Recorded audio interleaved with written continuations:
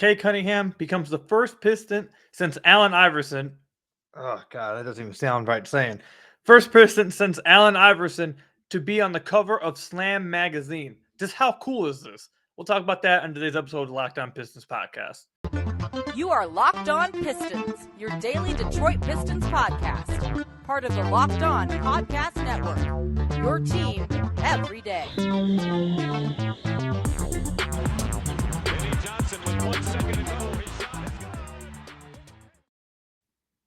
What's the deal? Welcome back to another episode of the Locked On Pistons podcast. Per usual, I'm your host, Kuka Hill. You can find me over on Twitter at Kuka Hill. I want to thank you guys for making Locked On Pistons your first listen of every single day. We are free and available on all your podcast platforms. And if you haven't already, head to our YouTube channel at Locked On Pistons. Hit that subscribe button. We have gained a lot of subscribers over the past week or so. We've done a great job at the channel, great job at the podcast. Had a lot of good content, a lot of fun guests on.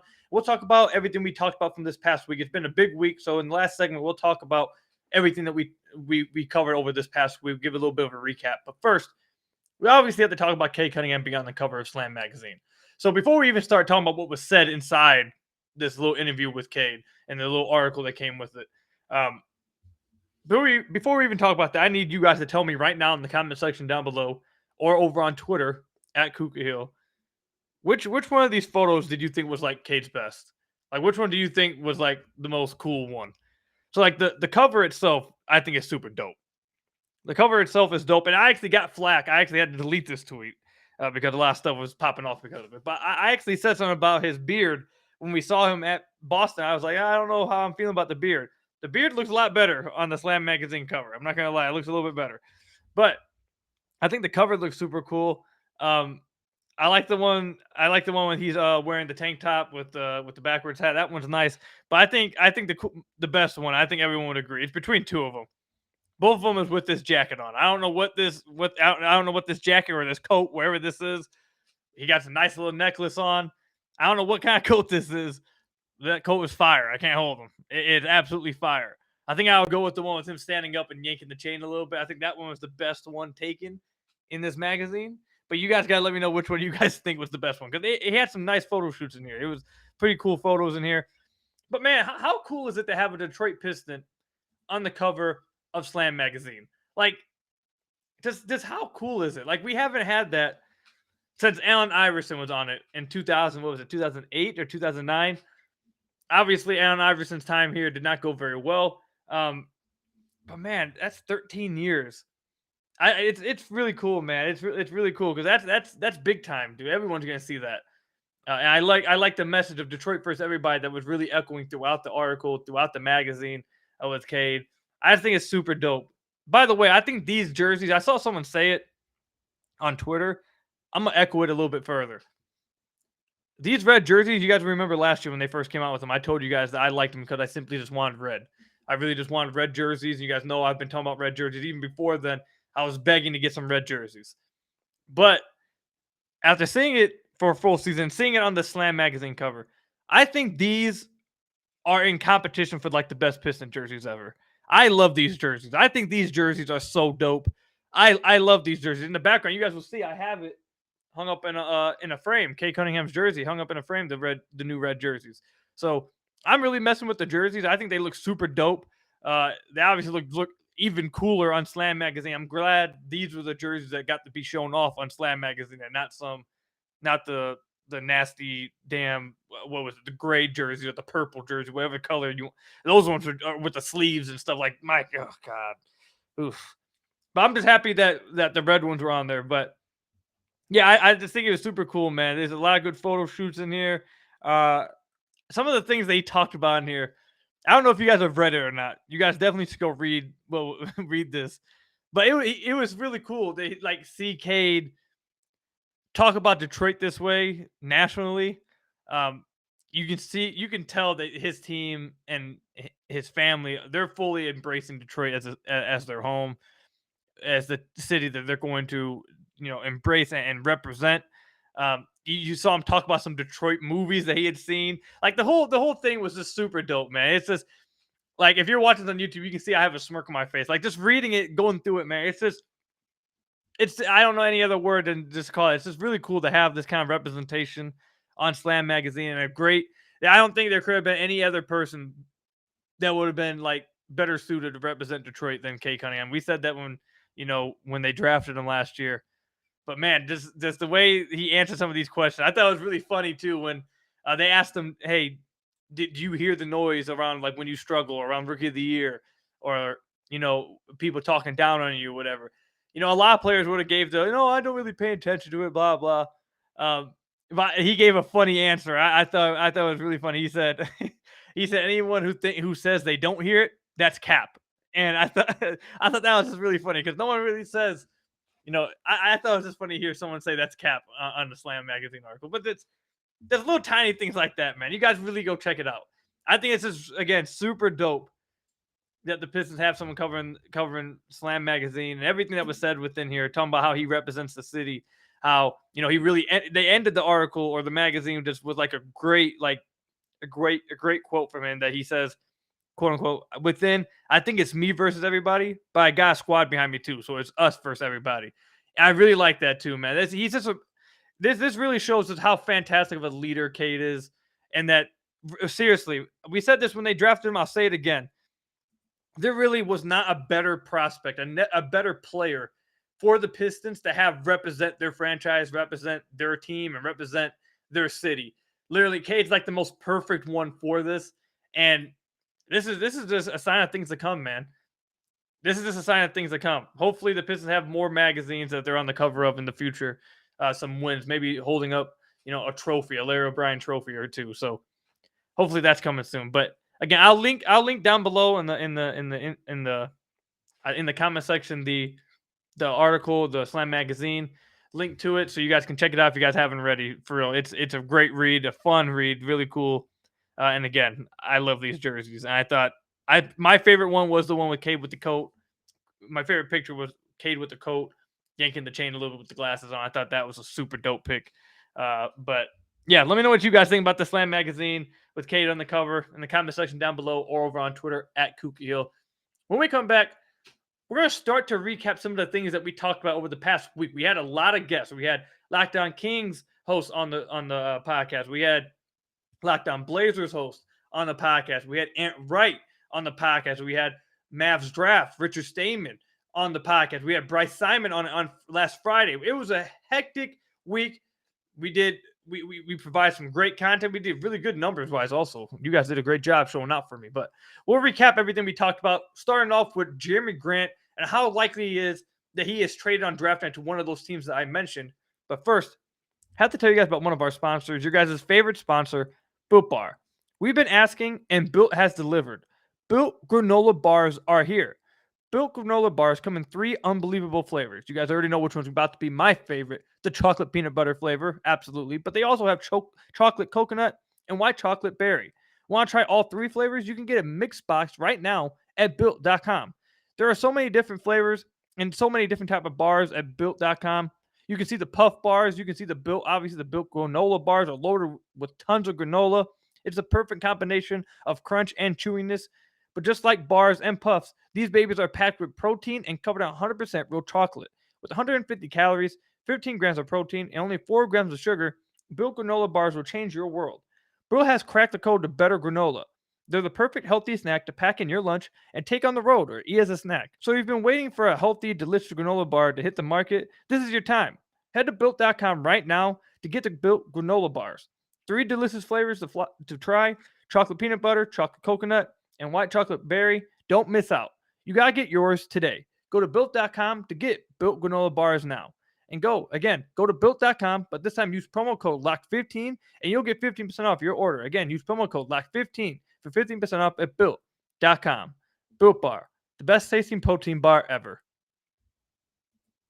So I want to thank you guys again for making Locked On Pistons your first listen of every single day. We're free and available on all your podcast platforms. And if you haven't already, head to the YouTube channel, hit that subscribe button at Locked On Pistons.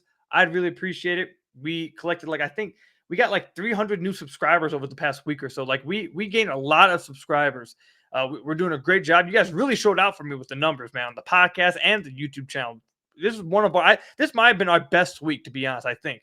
I'm waiting for the numbers to come back on that, but it was one of the best weeks in Locked On Pistons history. Definitely one of the best weeks I've had since I took over Locked On Pistons. So thank you guys for showing so much support to the podcast and the YouTube channel, man. You guys have been really showing out. So again, I really appreciate that. But let's talk about Jerami Grant a little bit. So one of the episodes over the past week, we had Locked On Kings host and Locked On Blazers host both on the podcast, and we talked about Jerami Grant and him possibly being traded to one of their teams. And obviously, it could not even be one of those two teams that Jerami Grant ends up getting traded to if he does get traded this offseason. But I feel like those two teams are the teams that have been picking up the most smoke or have been at least talked about the most in the Pistons community over the past few weeks or so. So I want to kind of talk about how serious or not serious, how realistic I think it is that Jerami Grant gets traded to one of those teams. So let's start off with the Blazers. So the Blazers literally just I feel like 30 minutes before I started recording this podcast, I'm recording it at 10 o'clock on the night of the 26th. They just hired Mike Smith. If you guys don't know who Mike Smith is, he's one of those draft guys at ESPN. But you guys probably all know who he is because he is the guy who was extremely high on Cade Cunningham. I believe last year he called him the best prospect of the decade. He did an interview with Cade Cunningham. I feel like all of you guys, if you guys saw his face, you guys probably know who it is. But yeah, he is the guy that was extremely high on Cade Cunningham and called him. Actually, I think the exact quote was the most complete prospect of the last decade. So he was very high on him. Either way, Portland just hired him as their assistant GM. He's going to be helping them with drafting, scouting department, all that kind of stuff, et cetera, et cetera. So I had some of you guys tweet me and say, how is this going to will this impact Jerami Grant and the possibility of the Trailblazers trading for him? And I feel like what you guys were trying to say, it was kind of like a shot at the Blazers because a lot of Pistons fans feel like if they were able to get number 7 for Jerami Grant, it would be highway robbery. But now that they got a draft guy who can tell them, hey, this guy would be really good at 7. Hey, you don't want to give that up for Jerami. That's not equal value because you can really get a good player at 7 at that player, this player, et cetera, et cetera. Will that impact it? In my opinion, I don't think it probably will. I don't think that he's going to have that type of leverage already. And the Blazers are in win now mode, so I don't feel like they're really interested in taking that pick anyways. They're going to trade it somewhere. So I don't think that's really going to impact the hiring of Mike Smith. I don't think that's going to impact what happens with Jerami Grant. So I want to talk about that just a little bit, get that out the way, because I know some of you guys wanted me to answer that. I don't think he's going to impact that.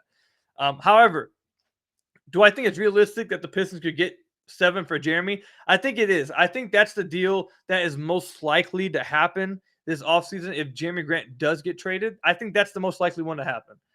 It's because, and one of you guys actually said this to me a few weeks ago, and I really liked it. I wish I had the tweet in front of me, and so I could give you guys credit. But someone said to me, in any other draft, Jerami Grant would not be worth number 7. But in this draft, Jerami Grant's worth number 7 overall pick. I think that's a perfect way of explaining it. Like if we're talking about a really strong draft or, last year's draft or another draft, getting number 7 for Jerami Grant probably would be higher weight robbery. Like you'd be getting insane value for Jerami Grant, in my opinion. In this year's draft, though, I think that's about equal value. This draft isn't very strong.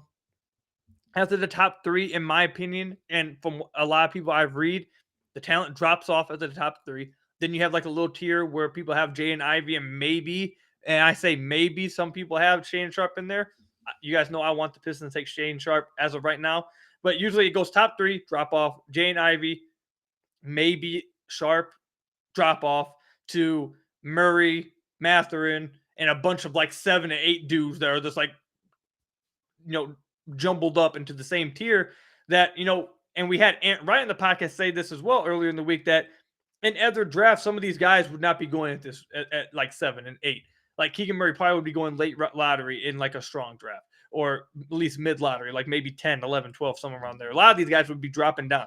You had, I believe it was Lazarus Jackson we had just like 2 days ago on the podcast say that if this was a stronger draft, Jay and Ivy would not be going number 4. We'd be looking at him like 7 or 8. So like this draft, my point is this draft is not that strong according to what people are saying. So in a weaker draft, I think Jerami Grant probably is equal value for 7. I think this is like the perfect storm for the Detroit Pistons because in other years, I don't think the Pistons would be getting this high of a lottery pick for Jerami Grant. And heck, they may still not even get it. Portland may never budge. They may just say, you know what, 7 is just too much for Jerami Grant. We're not doing that. We'll find something else to use it for. But I think this may be the perfect storm for Detroit because I think 7 is equal value for Jerami Grant in this specific draft. I think the Pistons would love that. They seem to have 7 guys that Troy Weaver has said. He said they have 7 guys that they really like. I do not think that was a coincidence. I think he said that on purpose because Portland landed at 7 immediately before he said that. We all know that Portland has been trying to go after Jerami Grant. We all know that they're like the number 1 spot to get Jerami Grant. We know that Troy Weaver wants a lottery pick for Jerami Grant.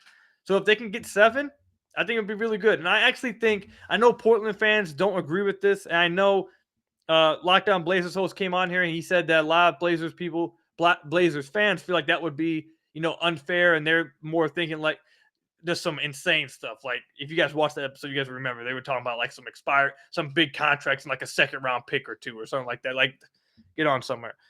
But I'm trying to be non-biased as possible, like completely objective. And you guys know during the season, I told you guys multiple times, I didn't think that Jerami Grant was worth the Aaron Gordon package. I told you guys that.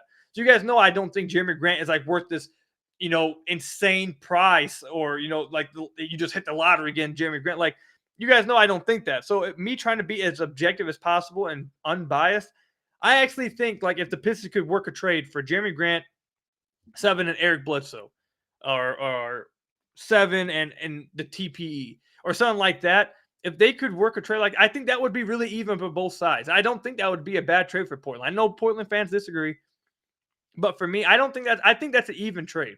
Portland gets the guy that they need to win now. I think in this year's draft, that's equal value for Jerami Grant this year. And again, Portland's trying to win now. Dame wants Jerami Grant on that team. And it sounds like that Portland is also going to be going after Miles Bridges, DeAndre Ayton. They're going to be aggressive in the free agency market. And they're still going to have plenty of cap space and plenty of wiggle room to try and make those kind of things happen. So if they want to try and make those kind of things happen, they can still get Jerami Grant for, Eric Bledsoe or like the TP or other matching salaries on that team. I feel like they could make that happen. And I feel like they would be happy with Jerami Grant if they can also get some other guys in free agency. I think that trade would be actually pretty even. Now, obviously, this is from a Piston side of the things. I'm trying to be unbiased and objective about it. But if I'm going to be honest, I think that would be fair. I think Portland would be okay with that trade. I think they would be happy. I think the Pistons would be happy. It would be one of those trades I believe both teams walk away feeling good. So, that's my unbiased opinion. I don't think, again, I want to make sure that this is clear. In other drafts, I don't think Jerami Grant's worth number 7. And then I would agree. Those of you guys watching on YouTube, sorry to pause this. My LED lights, I think, are about to fall right behind me. Like that just scared. That just if you guys are watching on YouTube, you guys will see. I completely stopped and turned around because these lights, like all of a sudden, I saw someone just like poof, light just start flickering right behind me. I'm like, what the heck just happened? All right, so if those fall behind me while you guys are watching, don't say nothing. We're just gonna act like that didn't happen. But anyways, what I was saying is that. In any other draft, Jerami Grant's probably not worth 7. But in this year's draft specifically, I think 7 is equal value for Jerami Grant. But we'll see what happens. We'll see if that deal actually ends up getting done. The Kings, I know I said something about the Kings and the episode we had earlier in the week. I don't think the Kings are going to happen. I don't think the Pistons are going to move up to 4. I don't think any of the top 3 are going to fall to 4. If they did, I think then it could get interesting, but I don't see that happening. I think another team probably would outbid the Pistons at that point too. It also depends on how Troy Weaver feels about that top 3. If he actually is as high as I am on those top 3, we don't know. So either way, let me know what you guys think. Comment section down below or over on Twitter at Kuka Hill. When we come back, we'll recap some of the things we talked about this entire week, about some prospects that we talked about. Matherin, we talked about Sharp, we talked about Keegan Murray, we talked about all kinds of prospects. We'll recap some of those things, and I'll give some of my maybe not, I shouldn't say final thoughts, but just some more thoughts on everything we talked about this week after you guys hear from some of our sponsors. So I want to thank you guys again for making Locked On Pistons your first listen of every single day. We are free and available on all your podcast platforms. And if you haven't already, head to our YouTube channel at Locked On Pistons. Hit that subscribe button. I'd really appreciate it. Best way to support the podcast. Still on the road, the 3,000 subscribers, continuing to show Locked On. We are the best and fastest growing fan base at the Locked On Network. So again, YouTube channel, Locked On Pistons. Hit that subscribe button. I'd really appreciate it. So, I want to thank you guys for showing out for us this week. Literally, if you guys haven't seen the numbers, go look on the YouTube channel and look at the views and the comments and the thumbs up. All you guys showed out this week for me, man. You guys really supported the channel. You guys really supported the podcast this past week. So again, thank you guys. But I think it was because we had some really good content this past week. I'm not gonna lie. I think I really did. I outdid myself this week, y'all. I think I did pretty good, man. I recorded 3 of those podcasts, like 3 or 4 of those podcasts, all on Saturday or Sunday, and scheduled it out. I was a busy man this weekend. You feel me? We got some good content out. You feel me? But let's talk about some of the things that we covered in those episodes about some of these prospects. So, as of right now, on May 26th, I'll say my takeaway. Let's do it like this. Who's a prospect that we talked about this past week that that my mind started to change or made me like, maybe I should rethink this one.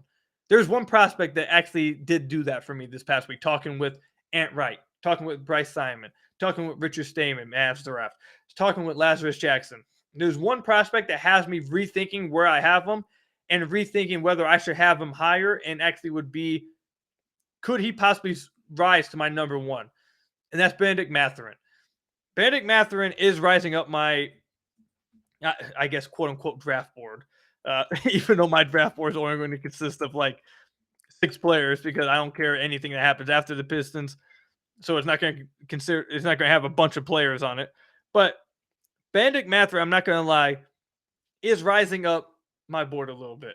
He's given me listen to Bryce, host of Pistons Pulse, who came on the podcast last week, talk about him. Listen to him talk about him definitely gave me a little, okay, well, if Bryce is really high on him, let me look into him a little bit more. And then listen to Ant Wright talk about these prospects. Then listen to Lazarus Jackson talk about these prospects. Then listening to Richard Stamen talk about them. And then following on Twitter and watching YouTube videos from scouting reports and reading up on these guys. Benedict Mathurin intrigues me because he's a guy, he's kind of like a guy I can see in my head. Like at first I was like, I don't know if I'm not really feeling it, but he's a guy I can see the future in my head. A guy who has explosive athleticism or control some explosive athleticism around the basket and get to the basket like that. A guy who is a knockdown shooter, catch and shoot wise, and improved as a shooter off the bounce his last season at college. With decent size and decent strength already coming into the NBA, he is a dude that I can already see. I can see the future in my head where he turns into, I don't know if I want to say Chris Middleton type, but I can see like that avenue for him. Like I can see like a dude who didn't really get the opportunity to do more in college. And maybe he would have struggled a little bit more in college, but a guy who has the raw talent ability to do more with the ball in his hands, create more of his shot, and try to do more with the ball in his hands. Remember, we talked about that he tries passes. Like he's willing to pass the ball in college. We talked about with Bryce Simon. He's willing to pass the ball when he gets the ball in his hand. He just didn't do it a lot. He didn't get asked to do it a lot. So a lot of these other guys, I feel like Keegan Murray, for example. I really don't believe in his ceiling. Like I know Ant Wright was really high on him. I gave him a chance to try to convince me, but I'm really, really not feeling Keegan Murray. I'm not. Maybe it'll change by next month, but I'm not feeling it.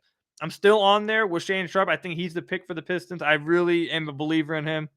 And Jaden Ivey, I recognize the raw talent in the ceiling there and just his explosiveness. I get why he is liked by so many. But of all these other guys, like Jalen Duren, who is another guy who popped up my radar a little bit. We'll talk about him probably next week. AJ Griffin, not really. I know some people are liking Johnny Davis. He's not really hitting nothing. But again, Benedict Mathurin is the one dude where I can sit here and look at you guys in the camera and say, I can see this future where this dude turns into a guy. Like I can see it happening. He's the perfect type of dude, in my opinion. What it sounds like and what I've watched and the guys I've listened to and the things I've read, that he's a guy who he comes to the NBA with more spacing. He's given the ball and asked to do more, gets that kind of leash to do more on a rebuilding team like the Pistons. And all of a sudden starts showing that he can do more. And now he starts developing that more. And now you combine his catch and shooting, his explosive ability, his explosive athleticism, along with his, somewhat of a ready-made NBA body kind of thing. along with the potential to be a pretty good defender on that side of the ball. He's a guy I can just picture. I can see it, dude. I don't know if it's enough right now to convince me to go all the way on him to for the Pistons to pick him over Sharp or Ivy. But they're starting to win me over. People, you Benedict Mathurin fans, you stands, the guys who have been tweeting at me these YouTube videos. Hey, watch the scouting report on him. Hey, read this scouting report. Do this, do that. You guys are doing a good job. He's the one prospect. I'll say it. I'll admit it.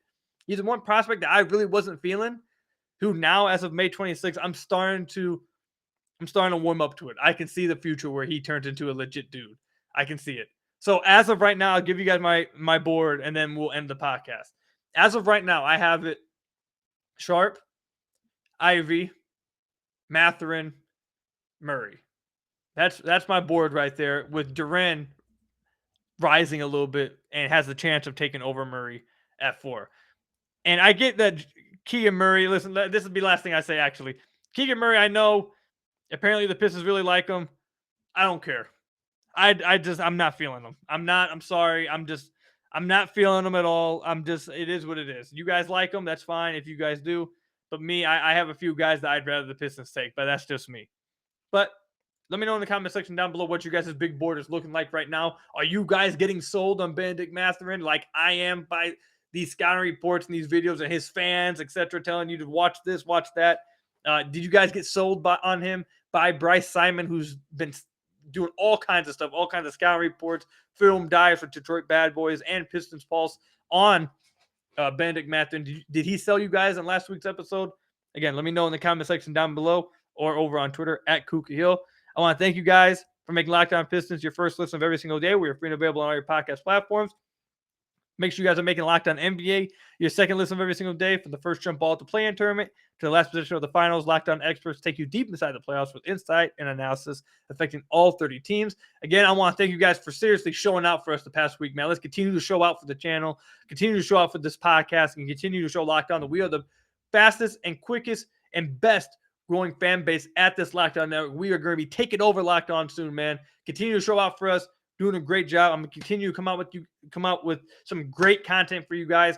Back to back. We going out here, man. This is going to be a fun off season. We got some more prospect videos coming for you guys next week. And actually, if there's a guest that I haven't had on, I know one of you guys said that you guys wanted me to get, try to get a coach on here, one of the prospects. We'll see what we can do. But if there's another guest that I haven't gotten on the podcast this off season that you guys want to see on here, also let me know in the comment section down below or over on Twitter at Kuka Hill.